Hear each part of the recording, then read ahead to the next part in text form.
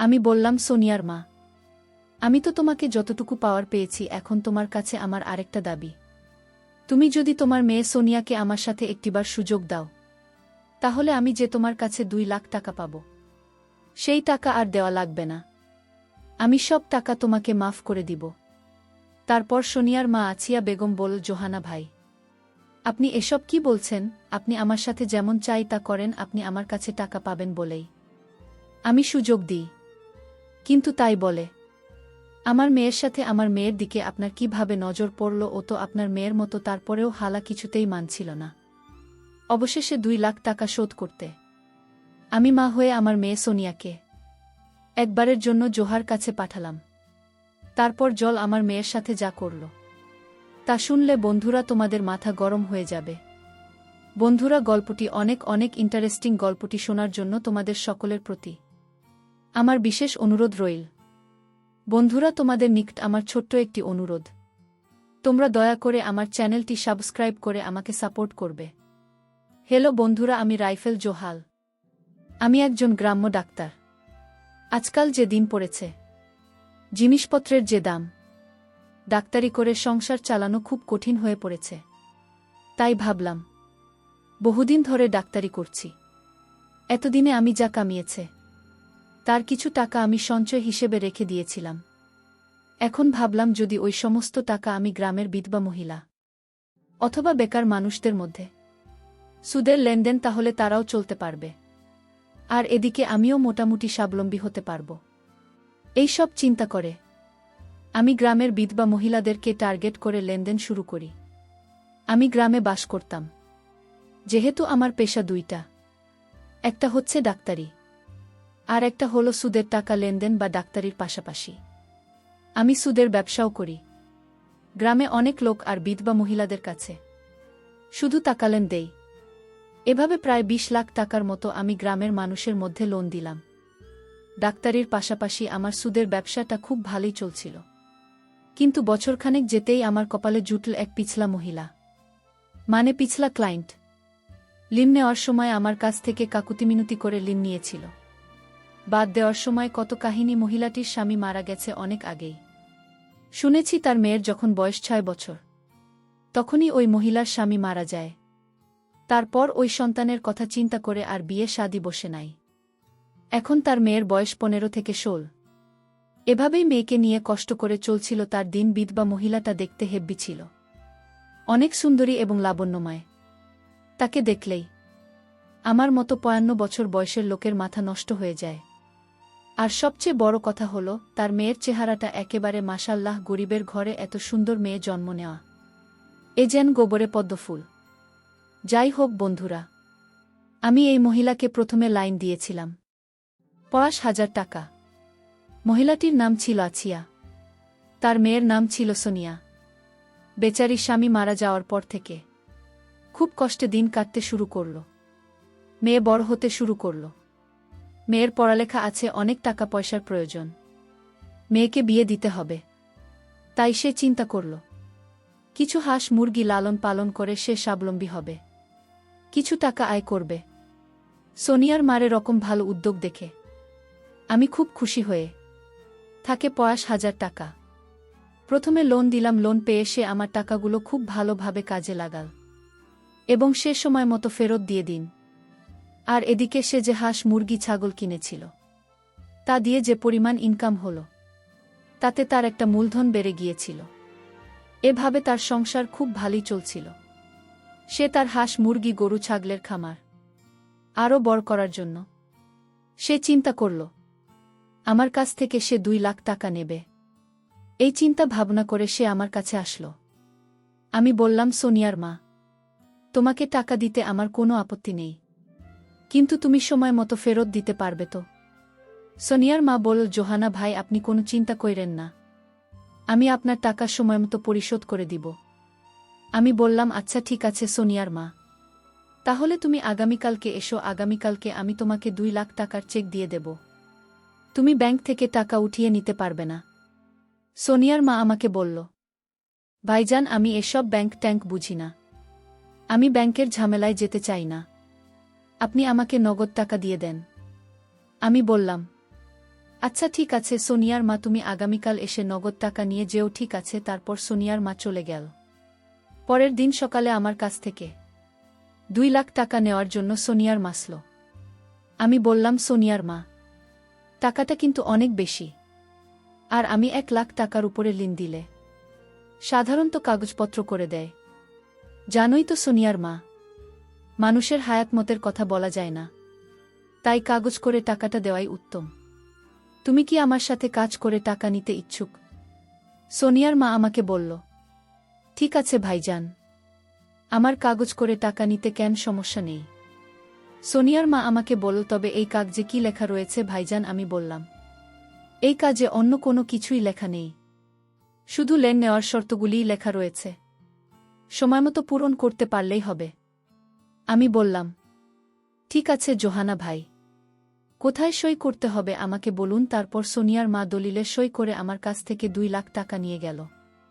আমার কাছ থেকে 2 লাখ টাকা নিয়ে সে 2টি গরু কিনল, কিছু ছাগল এবং হাঁস মুরগি কিনে তার খামার শুরু করল। এইভাবে তার কামার ভালোই চলছিল। কিন্তু কিছুদিন যেতে না যেতেই ঘটল এক ভোটদানের দুর্ঘটনা। হঠাৎ একদিন সোনিয়ার মার গোয়ালঘর থেকে 2টি গরু চুরি হয়ে গেল। সোনিয়া আমার মাথায় তো আসমান ভেঙে পড়ল। এখন সে কি করবে? এসব যে তার ঋণের টাকায় কিনা, আমার কাছ থেকে লোন নিয়ে কেনা। সোনিয়ার মা খুব হতাশ হয়ে গেলেন। আর এদিকে আমিও আমার টাকা পাওয়ার জন্য বারবার তাগাদা দিতে শুরু করলাম। সোনিয়ার মা আমাকে বলল, জোহানা ভাই, কয়েকটা দিন অপেক্ষা করেন, আপনার টাকা নিশ্চয়ই দিব, কিন্তু এজন্য আমাকে কিছু সময় দেন। দেখতেই তো পাচ্ছেন আমার কত বড় ক্ষতি হয়ে গেল। সর্বনাশা চোর আমার সব কিছু নিয়ে গেল। এই ক্ষতি কাটিয়ে উঠতে আমার একটু সময়ের প্রয়োজন। আমি বললাম, ঠিক আছে সোনিয়ার মা, আমি তোমাকে 1 মাস সময় দিলাম। 1 মাসের ভিতরে আমার সমস্ত টাকা লাভের আশায় দিয়ে দিতে হবে। কথাটা মনে থাকে যেন। সোনিয়ার মা বলল, ঠিক আছে জোহানা ভাই, আপনি কোনো চিন্তা করবেন না, আমি 1 মাসের ভিতরে আপনার টাকা ফেরত দেব। তারপর আমি ওই মহিলার কাছ থেকে চলে আসলাম। 1 মাস পর আবার সোনিয়ার মার কাছে আমার পাওনা টাকার জন্য গেলাম। গিয়ে দেখি সোনিয়ার মা পিঠা বানাচ্ছে, পুলি পিঠা। আমি গিয়ে সোনিয়া আমার ঘরে বসলাম। সোনিয়ার মা আমাকে দেখে বলল, আরে জোহানা ভাই, কেমন আছেন আপনি? এই নেন পুলি পিঠা খান, অনেক মজা হয়েছে ফুল পিঠাগুলো। ঘরে কিছু পুলি পিঠা খেতে খেতে বললাম, সোনিয়ার মা, আজকে তোমাকে আমার টাকা দেওয়ার কথা ছিল, আমার টাকার কি করলাম? সোনিয়ার মা আমাকে বলল, ভাইজান আগে পিঠা খান, তারপর বলছি। আমি খেয়ালিপনার চলে বললাম। সোনিয়ার মাকে বললাম, সোনিয়ার মা পিঠা খাইয়ে কি আমার টাকা শোধ করে দেবে নাকি? সোনিয়ার মা আমাকে বলল, আরে ভাইজান, আপনি কোনো চিন্তা করবেন না, আগে পিঠা খান, তারপর আমি বলছি। পিতা খাওয়ার পর সোনিয়ার মা আমাকে বলল, জোহানা ভাই, আজকে থাকা তামিল করতে পারি নাই, আপনি আমাকে আর কয়েকটা দিন সময় দেন। আমি বললাম, কি বলো? আর কত সময় দেব তোমাকে? আচ্ছা ঠিক আছে, তোমাকে আর 1 সপ্তাহ সময় দিলাম, তারপর আমাকে টাকাটা বুঝিয়ে দিতে হবে। কথাটা মনে থাকে যেন। সোনিয়ার মা বলল, আচ্ছা ঠিক আছে জোহানা ভাই, আপনি 1 সপ্তাহ পরে আইসেন। তারপর আমি 1 সপ্তাহ পরে আবার গেলাম। যাওয়ার পর ঠিক একই কথা, যে ভাইজান আজকে টাকাটা মিল করতে পারি নাই। তারপর আমি বললাম, সোনিয়ার মা, আপনি আমার সাথে কি শুরু করছেন? আপনার কাজগুলো আমার কাছে মোটেই ভাল লাগছে না। আপনি আমাকে এভাবে ঘুরে এসেছেন কেন? সোনিয়ার মা আমাকে বলল, ভাইজান সেই সর্বনাশা ছুঁড়ে তো আমার সব কিছু নিয়ে গেছে, আমার কাছে তো এখন কিছু নেই। এখন আমি কিভাবে আপনার টাকা শোধ করব? আপনি চাইলে অন্যভাবে আমার টাকা শোধ করতে পারেন। আমি বললাম, কি বলতে চাচ্ছেন আপনি? তখন সোনিয়ার মা বলল, এই যে আপনি আমার দিকে ভালো করে চেয়ে দেখুন, আমি আপনার জন্য আজকে খুব ভালো করে শিখেছি, চাইলে আপনি আমাকে আপনার মতো করে পেতে পারেন। জোহানা ভাই, আমার কাছে দেওয়ার মতো কিছুই নেই, তাই আমার নিজেকে আপনাকে সঁপে দিলাম।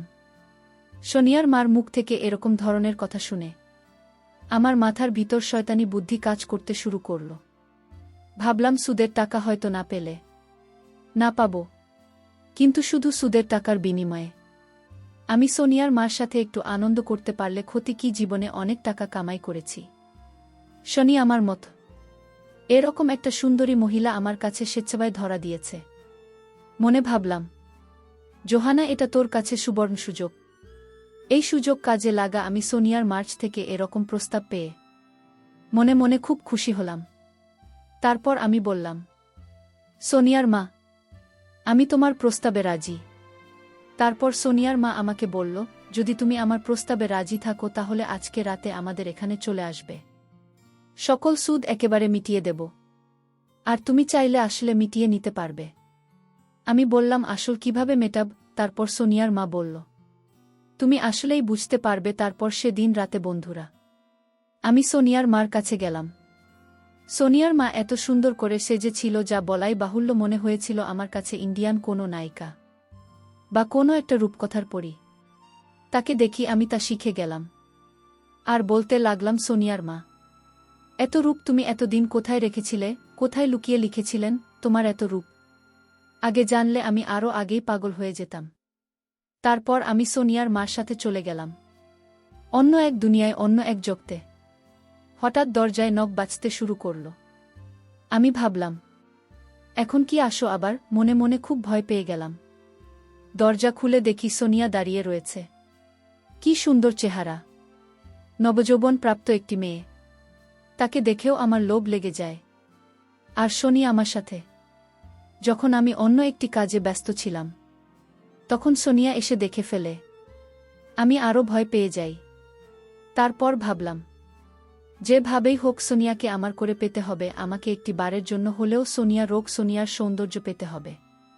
তারপর আমি সোনিয়ার মাকে বললাম, সোনিয়ার মা, তুমি যদি একটি কাজ করো তাহলে আমি 2 লাখ টাকা সুদে আসলে তোমাকে ক্ষমা করে দেব। সোনিয়ার মা বলল, জোহানা ভাই, কি কাজ একটু বলেন তো দেখি। তারপর আমি বললাম, সোনিয়ার মা, আমি তো তোমাকে যতটুকু পাওয়ার পেয়েছি।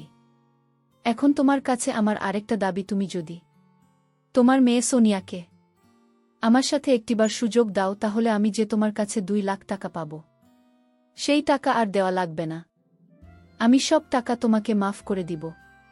তারপর সোনিয়া মা আছিয়া বেগম বলল, জোহানা ভাই, আপনি এসব কি বলছেন? আপনি আমার সাথে যেমন চাই তা করেন, আপনি আমার কাছে টাকা পাবেন বলেই আমি সুযোগ দিই। কিন্তু তাই বলে আমার মেয়ের সাথে, আমার মেয়ের দিকে আপনার কিভাবে নজর পড়ল? ও তো আপনার মেয়ের মতো। তারপরেও জোলা কিছুতেই মানছিল না। অবশেষে 2 লাখ টাকা শোধ করতে আমি মা হয়ে আমার মেয়ে সোনিয়াকে একবারের জন্য জোহাল আর কাছে পাঠালাম। তারপর জোহা আমার মেয়েকে তার ইচ্ছা মতো যা করার তাই করল। এই 50 বছর বয়সে পাগলের মতো কতই না ভয়ঙ্কর আচরণ করেছিল আমার মেয়েটার উপর। এই দৃশ্যগুলোর কথা মনে পড়লে বন্ধুরা এখনও চোখে জল চলে আসে। পরিশেষে বন্ধুরা, আমি তোমাদেরকে বলবো, বন্ধুরা, এই জগৎ সংসারে টাকায় সবকিছুর মূল। টাকার জন্য মানুষ সম্মানিত হয়, আবার এই টাকার জন্য মানুষ দুনিয়ার নিকৃষ্ট হয়ে যায়। নিজের ইজ্জত সম্মান বিক্রি করতেও দ্বিধাবোধ করে না। তাই আমাদের প্রত্যেকটি মানুষেরই উচিত সময়ের কাজ সময় করা, সময় মতো টাকা পয়সা রুজু করে ছেলে মেয়েদের ভবিষ্যৎ নিশ্চিত করে রাখা। বন্ধুরা, গল্পটি তোমাদের কেমন লাগল অবশ্যই কমেন্ট করে জানাবেন। বন্ধুরা, আজকে এই পর্যন্তই। আবারও আসব তোমাদের মধ্যে নতুন কোনো গল্প নিয়ে। গল্পটি যদি তোমাদের ভালো লাগে তাহলে একটি লাইক দাও। প্রতিদিন আমি তোমাদেরকে এই রকম ইন্টারেস্টিং একটা করে নতুন গল্প উপহার দিব। তাই তোমাদেরকে অনুরোধ করে বলছি, তোমরা যদি এরকম ধরনের ইন্টারেস্টিং গল্প পেতে চাও তাহলে দয়া করে আমার চ্যানেলটি সাবস্ক্রাইব করো। অবশেষে তোমাদের সকলের সুস্বাস্থ্য কামনা করি। ভিডিওটি দেখার জন্য তোমাদের সকলকে অসংখ্য